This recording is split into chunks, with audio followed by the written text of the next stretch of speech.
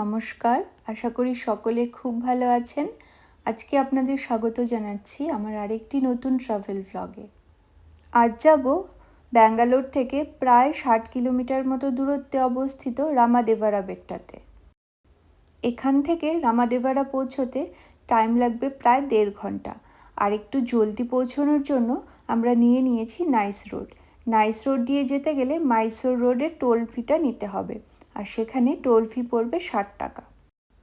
তাছাড়া আরেকটা কথা বলে রাখি, রামাদেভারা বেট্টা কিন্তু সেই স্থান যেখানে কিনা শুটিং হয়েছিল শোলে মুভির। হ্যাঁ, ঠিক শুনেছেন, শোলে মুভি। আপনারা যদি একটু গুগলে সার্চ করেন তাহলেই পেয়ে যাবেন। আর এই যে দেখুন, আপনাদের সাথে কথা বলতে বলতে প্রায় চলে এসেছি রামাদেভারা বেট্টার কাছাকাছি। এখান থেকে আর 4-5 মিনিট মতো টাইম দেখাচ্ছে। তো সেখানে যাওয়ার জন্য মেন রোড থেকে আমরা গলির রাস্তা নিয়েছি। এবার আরেকটু সামনের দিকে এগোলেই আমরা পৌঁছে যাব আমাদের গন্তব্যে। আর এই যে চলে এসেছি, এখানে গেটে কিন্তু পার পারসন 25 রুপিস করে টিকিট নিতে হয়। তাছাড়া পার্কিংয়ের জন্য আলাদা টাকা। আমাদের যেহেতু 2 হুইলার, তো আমাদেরকে 10 টাকা পার্কিং দিতে হয়েছিল। এইবার এখানে গাড়িটা পার্কিং করে আমরা চলে যাব ট্রেকিংয়ের জন্য। শুনেছি ওপরে যেতে হলে মোটামুটি 300টা মতো সিঁড়ি আমাদেরকে পার করতে হবে। আর এই যে স্থানটা, এটা কিন্তু একটা গেটেড জায়গা, কারণ এটা ফরেস্ট ডিপার্টমেন্টের আন্ডারে আছে। আর যেহেতু এটা একটা ভালচার সেঞ্চুরিও, যেটা কিনা 2012 সালে ইনগ্রেশন হয়েছিল বাই কর্ণাটকা গভর্নমেন্ট। অ্যাকচুয়ালি এটা তৈরি করা হয়েছিল ভালচারদেরকে বাঁচিয়ে রাখার জন্য, যেহেতু এরা পৃথিবী থেকে অনেকটাই বিলুপ্ত প্রায়।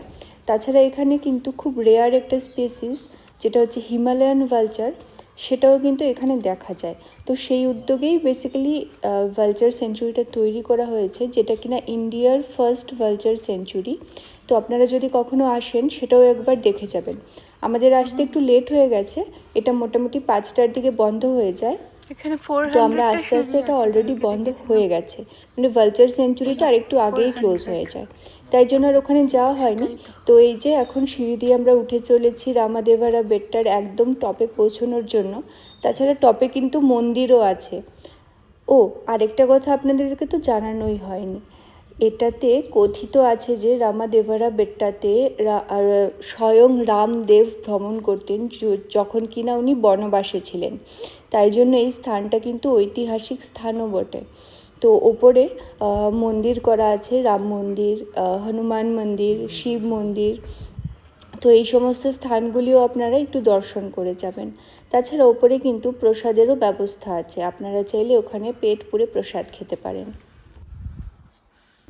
যতই ওপরের দিকে যাচ্ছি মনে হচ্ছে একটা অদ্ভুত আকর্ষণ অনুভব করছি। আসলে এই জায়গাটা এত সুন্দর আর এত মায়াময়, তাছাড়া এত ঐতিহাসিক জিনিস এর সাথে জড়িয়ে আছে, সেটা হোক শোলে মুভির শুটিং বা হোক রামদেবের বনবাসকালীন ভ্রমণ, সবকটাই যেন এক একটা আলাদা মাত্রা যোগ করেছে এই জায়গাটার সাথে।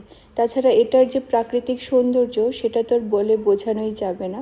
স্বয়ং চোখে দেখলে এত সুন্দর যে মনোরম দৃশ্য, চোখে যেন পুরো আটকে আছে এখনও। যখন আমি ভয়েস ওভার দিচ্ছি তখনও মনে হচ্ছে যেন আমি ওখানেই বসে ওই দৃশ্যটা অনুভব করছি। তো ওপর থেকে এই যে হচ্ছে ভিউটা, পুরো 360 ডিগ্রি ভিউ, এত সুন্দর, এত মনোরম। তাছাড়া আকাশটা পরিষ্কার থাকায় ওই দিনকে ভিউটা দেখতে আরও দুর্দান্ত লাগছিল। ওখানে মোটামুটি 1 ঘন্টা মতো বসেছিলাম। তারপর আবার এখন বাড়ির উদ্দেশ্যে রওনা দেব, কেন কি 5টার সময় রামাদেভারা বেটটা ক্লোজ হয়ে যায়। তো তাই জন্য চলুন এবার মন্দিরটা দর্শন করে চলি বাড়ির উদ্দেশ্যে। তাছাড়া আমি কিন্তু এখানে প্রসাদও গ্রহণ করেছিলাম, যেরকমটা আমি বলেছি যে এখানে প্রসাদেরও ব্যবস্থা করা আছে। তো সেই মতো প্রসাদ গ্রহণ করে তার আগে ঠাকুর দর্শন করে এবার ধীরে ধীরে নেমে চলেছি বাড়ির উদ্দেশ্যে। যাবার আগে আরেকবার আপনাদেরকে দেখিয়ে দিই এই সুন্দর জায়গাটা। ওপর থেকে চলে এসেছি মন্দির ঘুরে, আর ওপর থেকে ভিউটা তো তোমাদেরকে দেখালাম, এত সুন্দর, মনে হচ্ছিল বসেই থাকি। তো যেহেতু এটা 5টার সময় ক্লোজ হয়েছে, এখন অলরেডি 4:55, তাই জন্য চলে আসতে হলো। তো চলো তাহলে এই ব্লগটা এখানে এন্ড করছি। দেখা হবে আবার অন্য একটি ব্লগে, অন্য একটি ট্রাভেল ব্লগে, ব্যাঙ্গালোরের অন্য একটা সুন্দর জায়গা নিয়ে। ততক্ষণের জন্য সবাই খুব ভালো থেকো, সুস্থ থেকো। আর যদি ব্লগটা ভালো লেগে থাকে তাহলে একটা লাইক, একটা শেয়ার আর একটু সাবস্ক্রাইব করে দিও। Bye bye.